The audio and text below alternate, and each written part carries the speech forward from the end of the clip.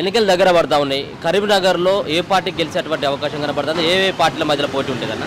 ఇప్పుడున్న ఎన్నికల వాటి చూస్తే బండి సంజయ్ అన్న కానీ, కాంగ్రెసే కానీ, లేదా టీఆర్ఎస్ వినోద్ అన్నే కానీ, వీళ్ళిద్దరు ముగ్గురు మధ్యలో పోటీ ఉన్నది. గత నెల నుంచి ప్రచారంలో దూసుకుపోతుర్రు సంజయ్ అన్న ఉన్న వినోద్ అన్న. కాంగ్రెస్ పార్టీ ఇంకా డిక్లరేషన్ చేయలే, క్యాండిడేట్ రాలే, మరి ఎవరికి ఇస్తారు ఏందనేది తెలియదు. ఒకవేళ ఇచ్చేది ఉంటే వాళ్ళు కూడా నెల నుంచి ప్రచారంలో ఉంటుండే, కొద్దిగా గ్రోత్ అనేది పెరుగుతుండే. కాబట్టి ఏమున్నా టఫ్ అనేది వినోద్ అన్నకును బీజేపీకే ఉండగలిగే ఛాన్స్ ఉన్నది. ఇది ఇప్పుడున్న ప్రస్తుతం ఎంపీ ఎలక్షన్లను బట్టి మనం చెప్పగలిగే.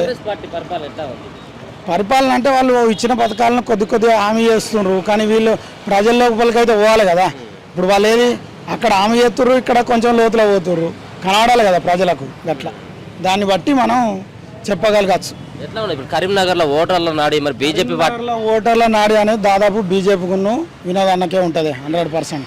కాంగ్రెస్ కూడా ఉన్నది, కాకపోతే ఏంటంటే వాళ్ళు గ్రోత్ అనేది పెంచుతలేరు. వాళ్ళు ఇప్పటికే క్యాండిడేట్ డిక్లేర్ చేయలే, చేస్తే మనకు కొంచెం అప్డేట్ అవుతుంది. ఎడ్జ్ అనేది ఉంటే వినోద్ అన్నకన్నా లేకపోతే బండి సంజయ్ అన్నకన్నా ఉంటుంది. వీళ్ళిద్దరు ఇట్లా ఎవరికన్నా ఉంటుంది అన్న 100%. ఇది ఇప్పుడున్న ఎన్నికలను బట్టి మనం చెప్పే పొజిషన్. ఎన్నికలు దగ్గర పడతా ఉన్నాయి. ఏ పార్టీ గెలిచేటువంటి అవకాశం కనబడుతుంది ఇక్కడ? ఇక్కడ రెండే ఉంటాయి, ఒకటి గెలిస్తే బీజేపీ గెలుస్తుంది, లేదంటే కాంగ్రెస్ గెలుస్తుంది. బీఆర్ఎస్కు వేసే వాళ్ళు లేరు. అంటే అట్లాంటి ఎందుకు వేయారంటే కూడా కారణాలు ఉన్నాయి. బీఆర్ఎస్ వచ్చి ఇక్కడ ఒరిగిచ్చింది ఏం లేదు.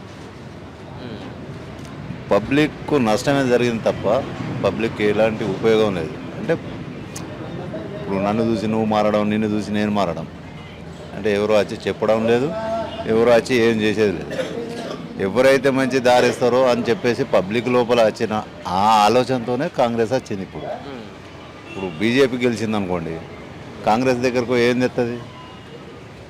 అదే కాంగ్రెస్ గెలిచింది అనుకో, కాంగ్రెస్ ఒకటవుతుంది. కాబట్టి ఒకవేళ వీడు తేకపోయినా రేపు జనాలు అడగడానికి అవకాశాలు కూడా ఉంటాయి. ఇక్కడ బీజేపీ ఉండి అక్కడ కాంగ్రెస్ ఉంటే ఈ బీజేపీని మనం ఏమీ అనలేము. కాకపోతే గెలిచేటి రెండు పార్టీలు అనేది నమ్మకం.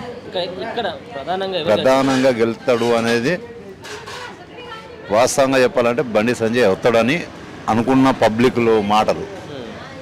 వస్తాడు కావచ్చు, గ్యారంటీగా కూడా ఉండదు.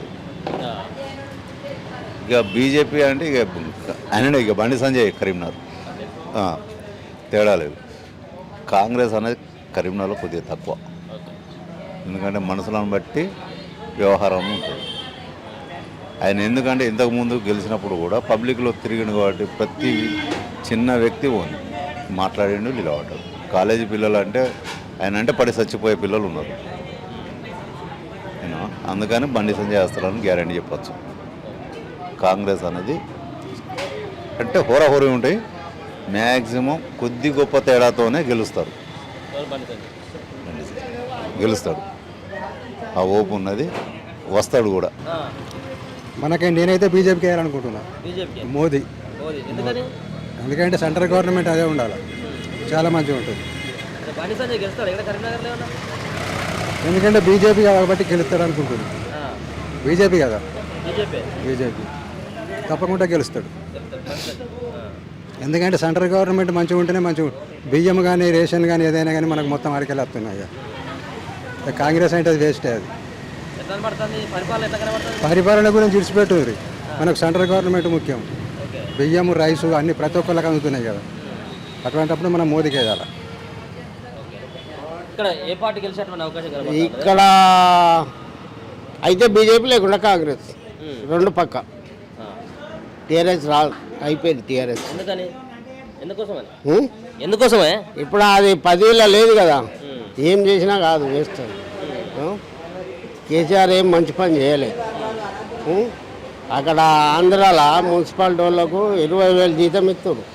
2 రాష్ట్రాలు ఒకసారి విడిపోయినాయి. విడిపోతే ఇక్కడ చంద్రశేఖరరావు 15,000 జీతం ఇచ్చాడు.